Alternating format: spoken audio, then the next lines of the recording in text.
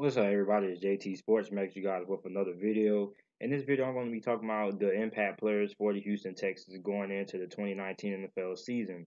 Now, if you're a fan of the NFL, make sure to subscribe to the channel. Little NFL videos and NFL content daily, and also make sure to hit the bell icon right next to the subscribe button, which will alert you every time I upload a new video. Now, the first player that I have on this list is quarterback Deshaun Watson. Now, Deshaun Watson, he went to the Pro Bowl last year, had a very good season, coming off of an injury which he suffered in his rookie year. He passed for 4,165 passing yards, 26 touchdowns, 9 interceptions, and completed 68.3% of his passes. Now, I'm expecting similar stats out of Deshaun Watson coming into this year. I think these are pretty solid numbers. I think he'll be a Pro Bowler, and he is absolutely dynamite. I mean, this guy makes a lot of big plays, a lot of explosive plays. It seems like every game that he played in, he made like several game changing plays that just alter the game. And that's what you expect out of a quarterback who you draft top 15 or in the first round of the NFL draft to be your quote quote franchise quarterback. A guy who can lead, who can carry your team, make game changing plays, and carry your team into the playoffs. And that's what the definition of a franchise quarterback is. And Deshaun Watson is a franchise quarterback.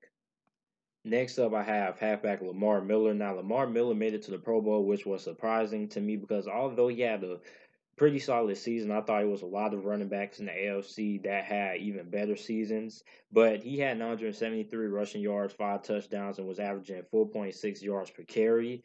And I think that's pretty impressive to do considering how bad the Houston Texans offensive line was. And I'm wondering if he's going to be able to have that same amount of production with the offensive line being a lot better because also he has to worry about Dante Foreman. Now, Dante Foreman is a guy, when this guy gets his chance, if he gets injured, I think Dante Foreman is going to take that opportunity. He's going to run with it, and Lamar Miller might not get his job back. So I think Lamar Miller, I don't know how productive he will be. I don't really have an estimate of how productive he will be, but I think he could be in for a solid season since the Houston Texans offensive line is very, very improved. Next up, I have wide receiver Will Fuller. Now, he played in the first 7 games and then suffered a season ending injury. And Will Fuller had 503 receiving yards, 32 receptions, and 4 touchdowns. Will Fuller is probably one of the best deep threats in the NFL. Makes a lot of explosive plays, a lot of plays once he gets the ball in his hands. Very athletic guy. And I think he's going to eclipse that 1,000 yard mark. I think he's going to make it to the Pro Bowl. My biggest question with Will Fuller is, can he stay healthy? That's always been a big concern of mine with Will Fuller. But I think he should be able to stay healthy for this NFL season. I think he's going to make it to the Pro Bowl, and he's going to have over 1,000 yards receiving this year. Another wide receiver who I have on this list, the last offensive player that I have for the Houston Texans, is wide receiver DeAndre Hopkins. Had a very outstanding year last year. Was a Pro Bowler, was an All Pro. To me, he is a top 3 wide receiver in the NFL. You can make the argument that he could be the number 1 wide receiver in the NFL, but you still have Antonio Brown, Julio Jones. So he is the 3rd best wide receiver in the NFL. Some people can argue that him and Odell are kind of fighting neck and neck, but I think DeAndre Hopkins is a lot better than Odell Beckham in certain aspects of his game. He's more physical, he's bigger, a better red zone target than what Odell Beckham is. Odell Beckham is more of a home run hitter, more of a guy who's going to make you miss with the yards after the catch. But DeAndre Hopkins is a big, physical, and strong wide receiver. And I'm expecting him to keep up the production, man. That was a very impressive season. It's going to be very hard to replicate. I don't think he'll have the exact numbers. I think he'll probably have over 100 receptions. He'll probably have over 10 touchdowns, but I don't think he'll come close to getting the amount of the receiving yards that he got last season. I think he'll probably have at least 1,200 receiving yards, but I don't think he'll get 1,500 this season. But I do think DeAndre Hopkins is going to have a very productive 2019 NFL season. Moving on to the defense side of the ball, we have J.J. Watt, who returned to his All-Pro self last season. He had 61 tackles, 16 sacks, and 7 forced fumbles, which is his career high. He also got selected into the Pro Bowl once again. J.J. Watt is one of the best defensive players in all of the NFL. You could argue for him being the best guy or him being behind Aaron Donald, but he is a top 3 defensive player in the NFL. Um, J.J. Watt, man, this is a guy who is never going to slow it down. He's probably one of the best defensive players I have seen in all of my 11 years of watching football, and I don't think there will ever be another J.J. Watt, man. The way that this man is able to affect passes at the line of scrimmage, not just rushing the passer, but also swatting passes down. This guy is just very hard to block. He's basically the definition of an unblockable guy because even if you do block him, you only be able to hold him for about a second or two. So this guy is unblockable. He's unstoppable, and he's going to be an impact player for the Houston Texans going into the season. I think he'll have 14. He'll probably have around near the same sack total. I'm going to say he's going to have 14 sacks. He's going to be a very, very key part of this Houston Texans defense going into 2019. Next up, we have the guy who lines up on the opposite side of J.J. Watt, defensive end Jadeveon Clowney. I have him listed as defensive end.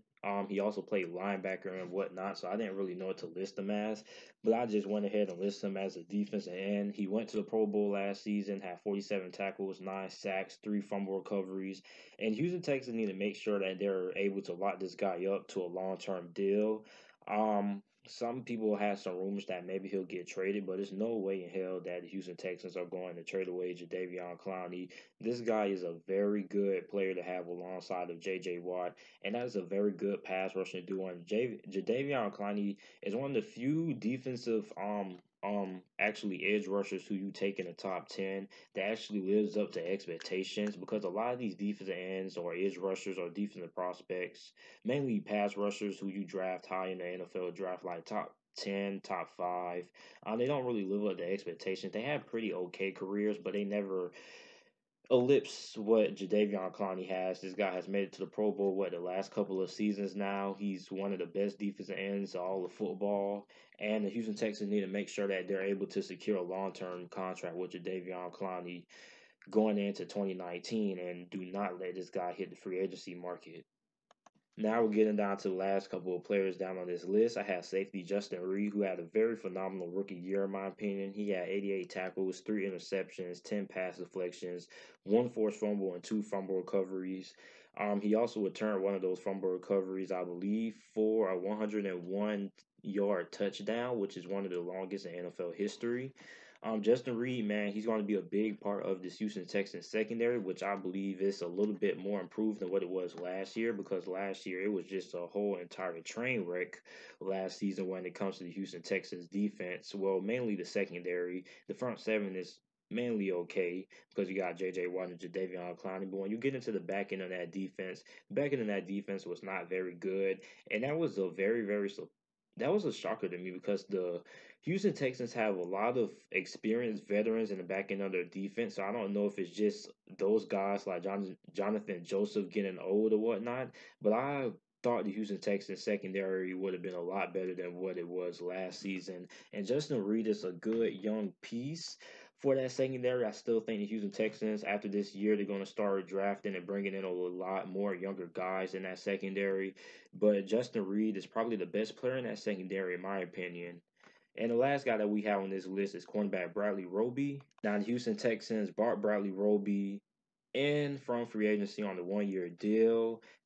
He's going to be the guy who replaces Kareem Jackson, who left for the Denver Broncos in free agency. That's kind of weird because they kind of made a swap. But I feel Bradley Roby is an upgrade over Kareem Jackson, according to Pro Football Focus. And Bradley Roby is a very solid corner. He can play a outside corner. He's also a pretty good nickel corner, playing in that slot cornerback position as well. And he's going to improve this Houston Texans secondary. Like I said, he is an upgrade, in my opinion, over Kareem Jackson, who I was never really that high on. And also, you're going to have him, Aaron Colvin, and you also have Jonathan Joseph, who isn't terrible, but I mean, he's not what he used to be. He's still a pretty okay corner. But eventually, the Houston Texans are going to have to find Jonathan Joseph's replacement because he is starting to regress a little bit. And after this season, I think he's going to regress a lot more. So the Houston Texans need to start drafting or looking for his potential replacement. But Bradley Roby does improve that cornerback position. Like I said earlier, he is a upgrade over Kareem Jackson. And I think even if he doesn't do as the Houston Texans expect him, it's just a 1 year deal, so you're not really losing anything big. And if he does have a pretty okay year, which I'm expecting him to, I think he's going to end up on the Houston Texans for a very long time. He had 50 tackles, 1 interception, 12 pass deflections, and 2 forced fumbles. So this guy's a very good corner, very versatile at that cornerback position, can play outside and slot. And that's pretty much it for this video, the Houston Texans impact players going into the 2019 NFL season. Let me know what you guys think about this list down in the comment section down below. Also, make sure to like the video and subscribe for more NFL videos and content. And thanks for watching.